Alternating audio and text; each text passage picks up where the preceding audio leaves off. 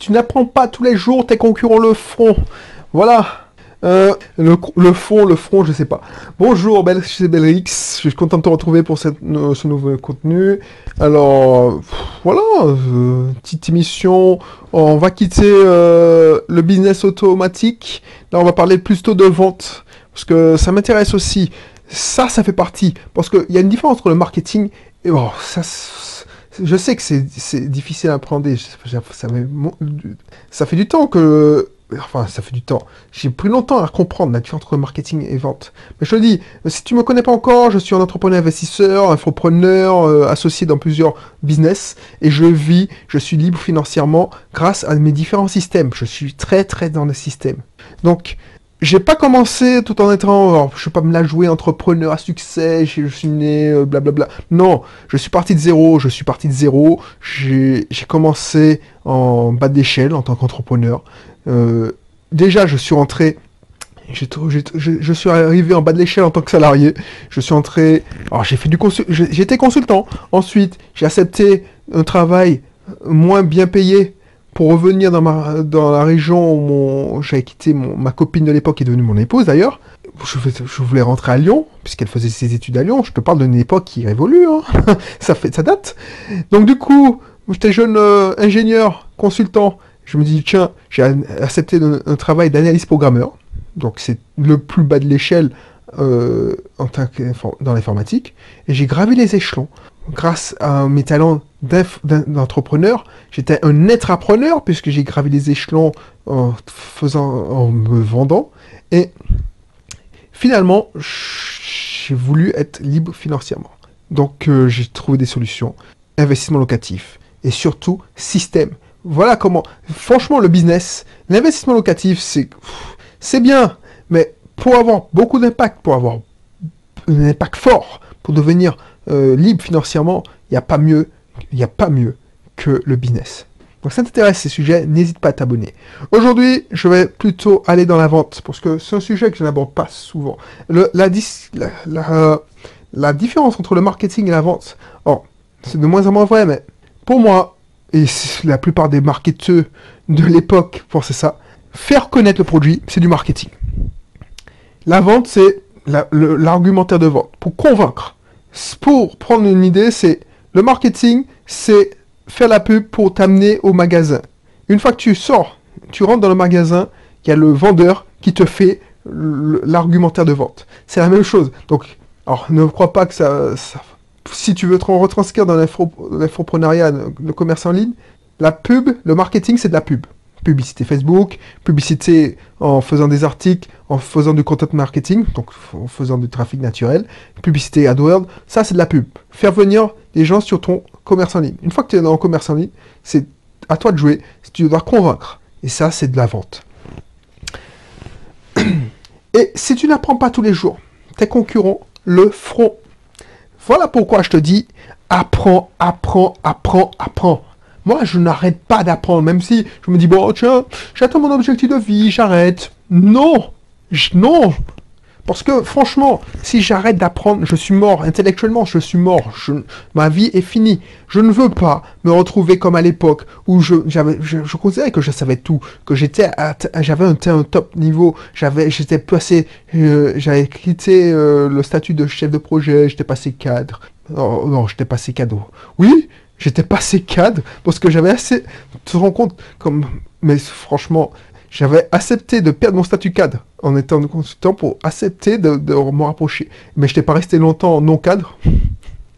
Et quand on m'avait fait passer cadre, j'étais ingénieur... études, développement, ensuite je suis passé chef de projet, et ensuite responsable informatique, blablabla. Alors pourquoi je disais ça?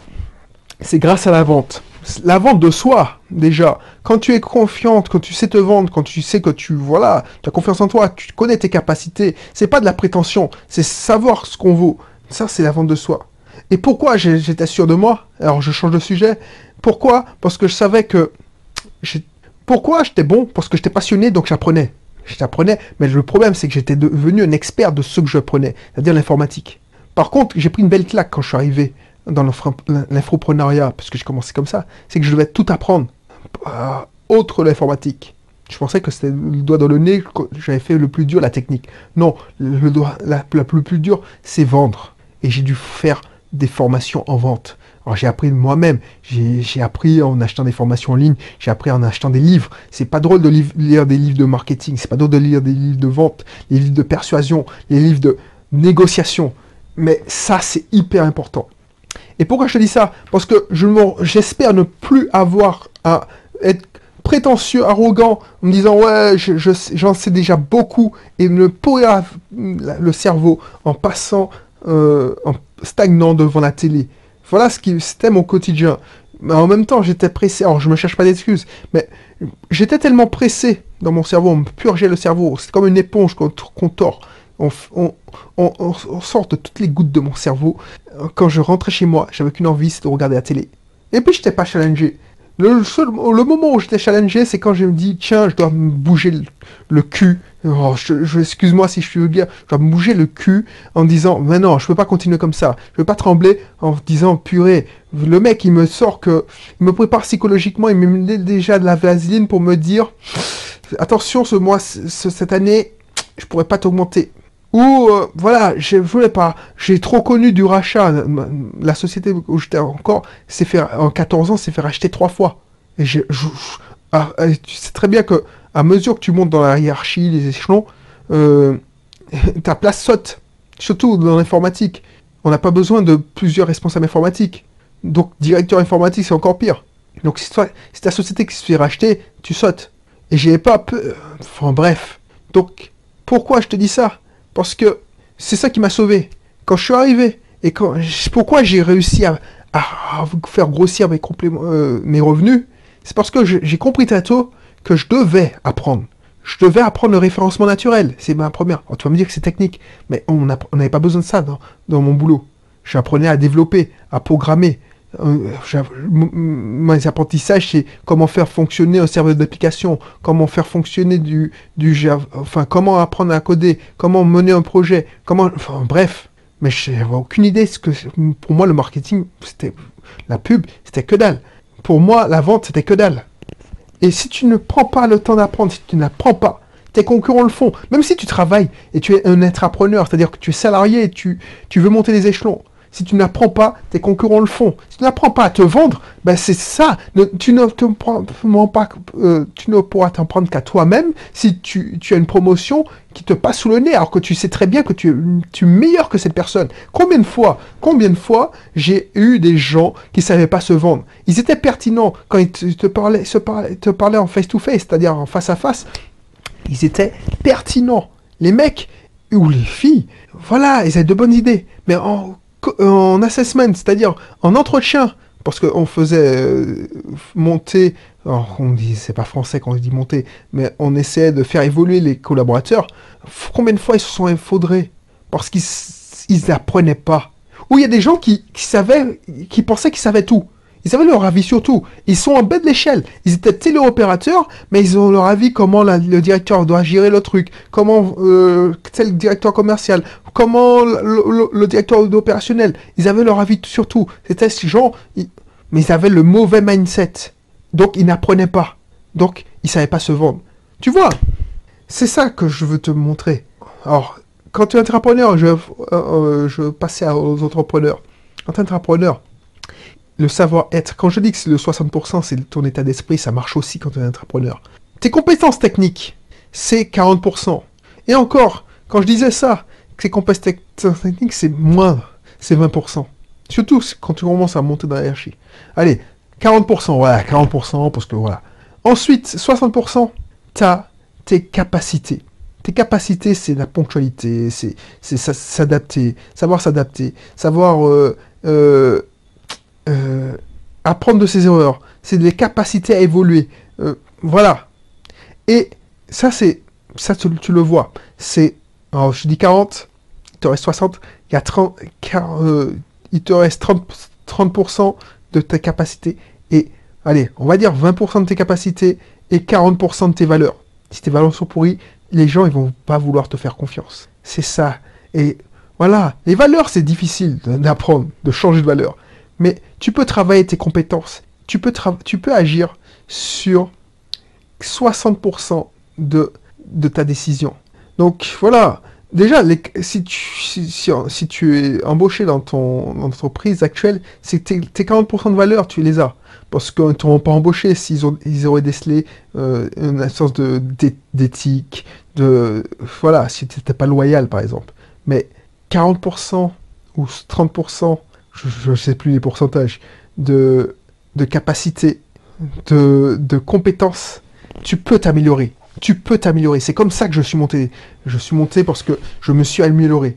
Et pourquoi je suis passé responsable de service? Parce que je me suis dit, bon, la seule manière que je puisse devenir indépendant financièrement, libre financièrement, c'est que j'augmente mon salaire pour pouvoir investir dans la pierre. Parce que comme tout le monde, j'ai commencé à comprendre et à penser que je pourrais, parce que c'était pour moi le plus passif possible, pourrais m'en sortir en achetant des biens pour les louer. Et à mesure, j'ai acheté des formations et j'ai décidé d'apprendre. Et dans ces formations-là, il y a de la vente, il y a du marketing. Je me suis formé, j'ai acheté des livres, j'ai acheté des formations chez Amazon. Et du coup, j'ai pas hésité même à me faire coacher.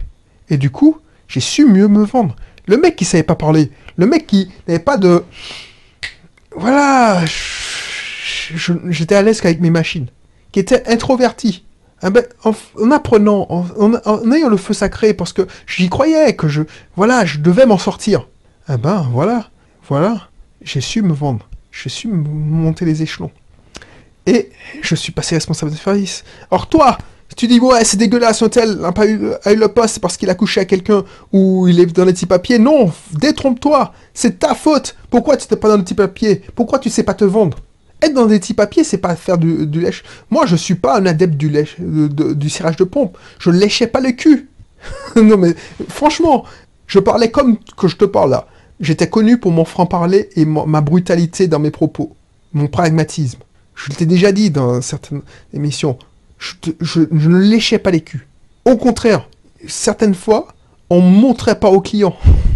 Que, voilà... Si tu m'avais pris par... Enfin, je me rappelle, un commercial m'a essayé de me piéger en réunion client.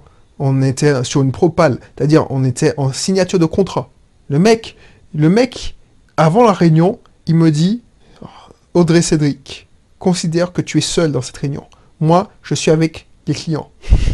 Donc, si on te demande, parce qu'il savait que si on te demande de faire ça, tu fais ça. Moi, je devais me défendre, tout seul. Et j'ai eu l'honnêteté de dire au gars, non mais ça sert à rien de faire ça.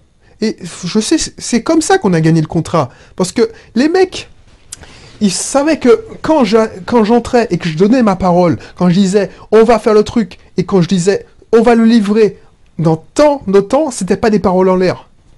C'est comme ça qu'on a gagné.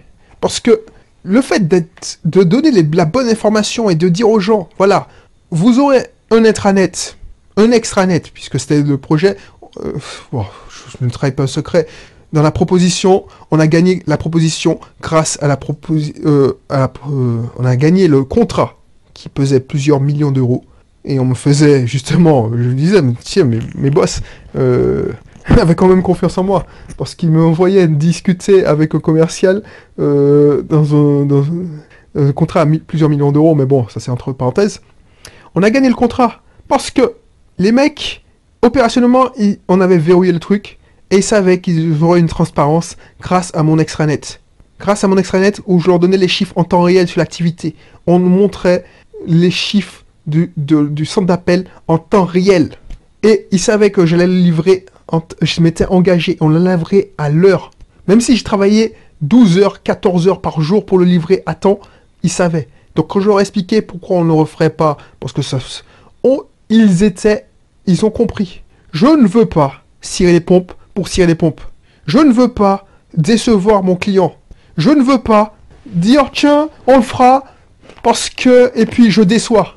Je veux pas avoir à faire un truc pour faire plaisir.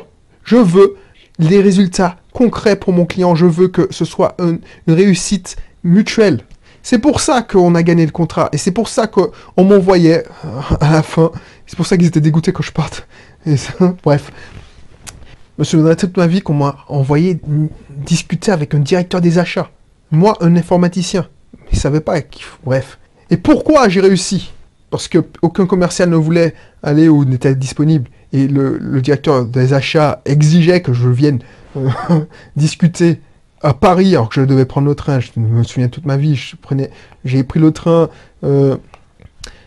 tôt le matin, ça s'est décidé l'avant-veille. Je devais monter, mon boss n'était pas là, il était en déplacement, donc il n'y avait que moi. Je pouvais défendre les couleurs de l'équipe. Et je devais rien promettre qui devait engager la responsabilité de la société, mais je devais négocier et faire plaisir aux clients, puisqu'on était en propal. C'était pas encore signé en plus. Je devais défendre les couleurs. Et pourquoi j'ai réussi? Parce que j'avais appris. Et toi, tu es un entrepreneur ou un infopreneur, c'est encore un entrepreneur, c'est comme ça que tu vas réussir, en apprenant, en ayant toujours une longueur d'avance. C'est pas dire, tiens, je vais vivre sur mes acquis. Je sais déjà tout. Personne ne sait tout. Moi, je sais pas tout. Et je ne cesse d'apprendre. Je ne cesse d'apprendre. Donc, si tu n'apprends pas tous les jours, tu dois apprendre tous les jours. Tes concurrents vont le faire à ta place. Voilà ce que je veux te dire aujourd'hui. Voilà ce que je veux te dire aujourd'hui.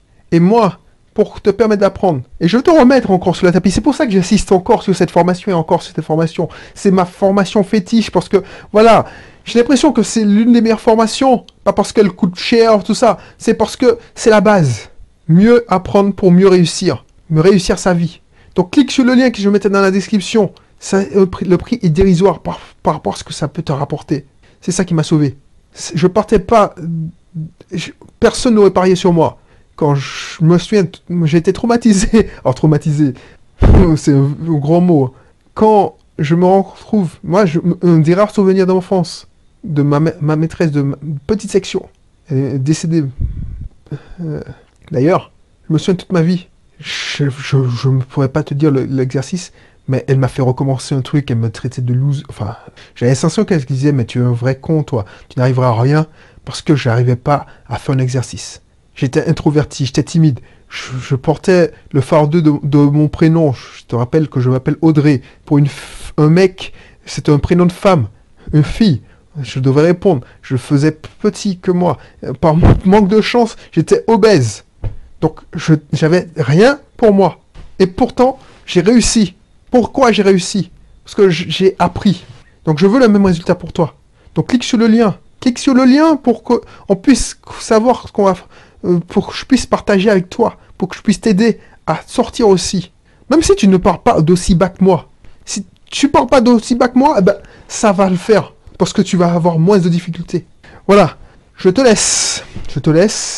N'hésite pas à cliquer le lien. Le premier module est offert. Parce que je l'ai déjà vendu, cette formation. Donc, le premier module est offert. Tu verras, tu apprendras plein de choses. Mais rien que ce premier module, c'est la formation sur près de 3 heures. Donc c'est dérisoire le prix. Allez, je te laisse et puis je te dis à bientôt pour un prochain numéro. Là, bye bye.